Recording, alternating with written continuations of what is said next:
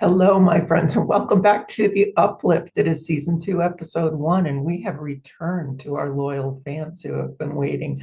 Uh, I wanted to approach this season with a little something different. We are going to be broadcasting bi-weekly and already have a series of special guests showing up. So this will be much more conversational than it has been in the past. But this first episode, I kind of wanted to reacquaint you with what we're doing, the reason that we exist in the first place, which is to find light in the darkness, right? So many of us, especially this time of year, this is being filmed on November 29th after Thanksgiving, and with the December holidays and the new year approaching us in the next 30 something days. We all know what we're up against. We all know the tonality of what the world expects us to act like and participate in, as far as the expected cheer and the anticipation and the happiness. But we know the reality of that is that we do live in the real world, and not everyone appreciates the holidays for what they're supposed to be, because they struggle with their own loneliness or depression or their life circumstance. Uh, and I wanted to come on in this first episode when it was only you and I and explain what sparked season 2 initial idea of what I wanted to talk to you about. There was an Oprah magazine way back in the summer that I read, and I was on hiatus from the Uplift. I had taken on more than I could possibly chew, having a full-time career as well, and kind of backed off in this world of instant gratification, right? Because I wasn't seeing the results I thought I should be getting. But tried and true, when I say to you, you have to reach farther, you have to reach wider, you have to keep going, I needed to take my own medicine. And one of the things that helped me get back on track in my mental state, in a much more appreciative state, was this Oprah magazine and an article by Elizabeth Gilbert, in which she tells the story of a wintertime bus ride in the city of Manhattan. She's taking a crosstown bus. And it was one of those nights when it was bitter cold, and it was after 5 o'clock, and people were bustling to get home, and everyone was particularly impatient. And there were people pushing and pulling on the bus against one another, trying to find space, until the bus driver, who had been kind of observing the energy in the confines of his structure, got on the loudspeaker and said, "Listen, folks, there's nothing I can do to fix the traffic. There's nothing I could do to improve the weather. But what I can offer you is an opportunity to take whatever you're struggling with, whatever you're frustrated by, whatever you're viewing as a problem in your life, and leave it in the palm of my hand as you exit the bus." And she tells a tale that everyone was looking at each other like, is this guy nuts? What's going on? Until the first stop came and the passengers came off. And one by one, as they exited the bus, he held out his hand, and they dropped and touched his palm with their fingertips and dropped their imaginary problems. Some people giggled, some people got a little emotional, and everyone exited the bus. And it happened on the next stop, and the next stop, and the next stop. And as he had promised the passengers, when he finally got to the other side, to the river, he would throw all of the problems away. I thought that was a really beautiful story. I thought it was a really timely tale of what we all carry around with us, our frustrations, our anxieties, our pressures, our disappointments. Even if we're in the process of doing something really positive and emotionally uplifting, the holidays bring upon a different expectation and stress than any other time of the year. Even if we're trying to do something really wonderful, putting up the tree, putting up the lights, getting the menorah out, et cetera, can be very heavy tasks for all of us that also work or live or help caregive for people. So what I wanted to discuss today was being the light. I want to open a challenge to anyone that's listening out there to take the next days between now and the end of 2024 and encompass a different direction. Approach each day with the idea that you are going to be the light in the world for someone else, each and every day. And you know what? You can even be the light for yourself.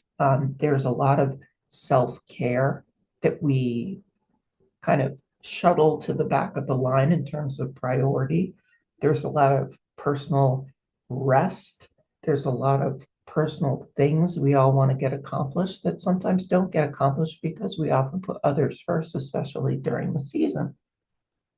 So what I would like to do is I would like to take the uplift and use it to share as a posting device to all of us who are going to go marching out into the world bravely every single day between now and 2025 and find one way every day to bring light to another.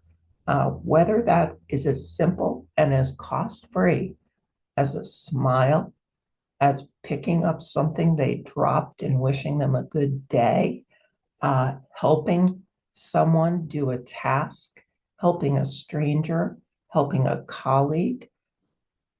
Often, and I saw this Thanksgiving Day on a program, someone was being interviewed about the way that he gives back to society. And he said, it's really the giver that gets the gift.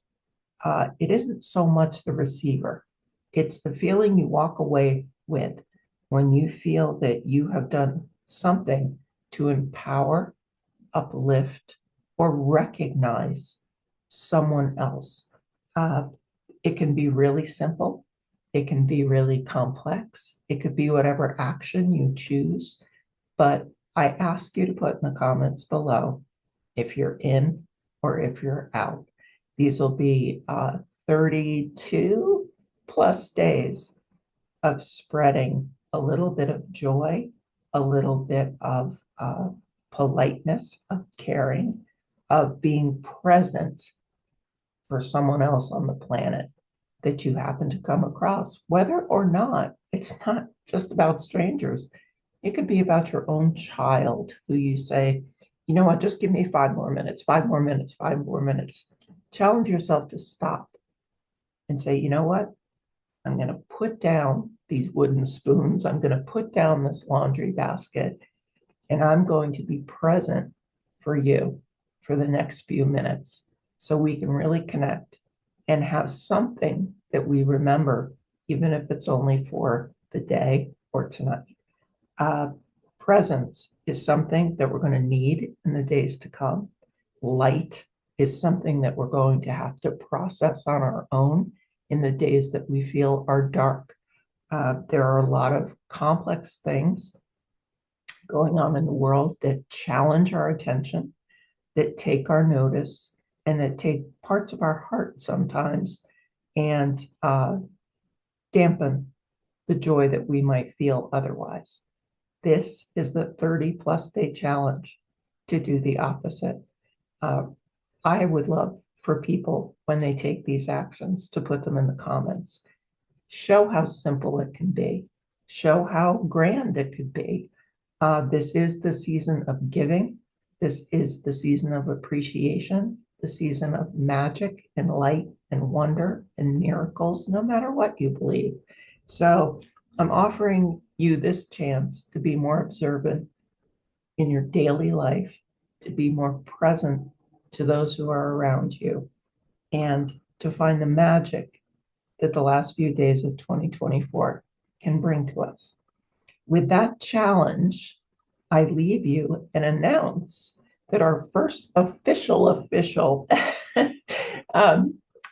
premiere episode of season 2 will feature what so many of you had started watching the Uplift in the beginning, and that is Todd Casey, author, painter of our book, Cocktails, A Still Life, in which we started our journey by randomly voting for cocktails that are featured in this book. We gathered with the cocktails to listen to the Uplift and to try to start our days being more cognizant and caring and aware. Todd has agreed to be my special interview guest because so many of you wanted to see the person that was actually creating this absolutely fantastic art that we all loved as we were crafting our cocktails and sharing our Fridays and Saturdays together. So that will be happening in about a week. Set your notifications, subscribe if you are not. Please hit the like button because the algorithm does like those likes. And join us in making this season 2 of The Uplift a little bit broader, a little bit better, and a little bit bolder. And let's make 2025 together, supportively, the best year. Until then, I leave you with the quote of the episode, which is, there are two ways to spread light: be the candle or the mirror that reflects it. Thank you for joining me for this short episode. Please leave your comments. Tell us if you're in or if you're out for a season of joy, wonder, and fulfillment. And I will see you on the next episode. Thank you so much for spending these moments with me. Until next time, go be grateful. Take care.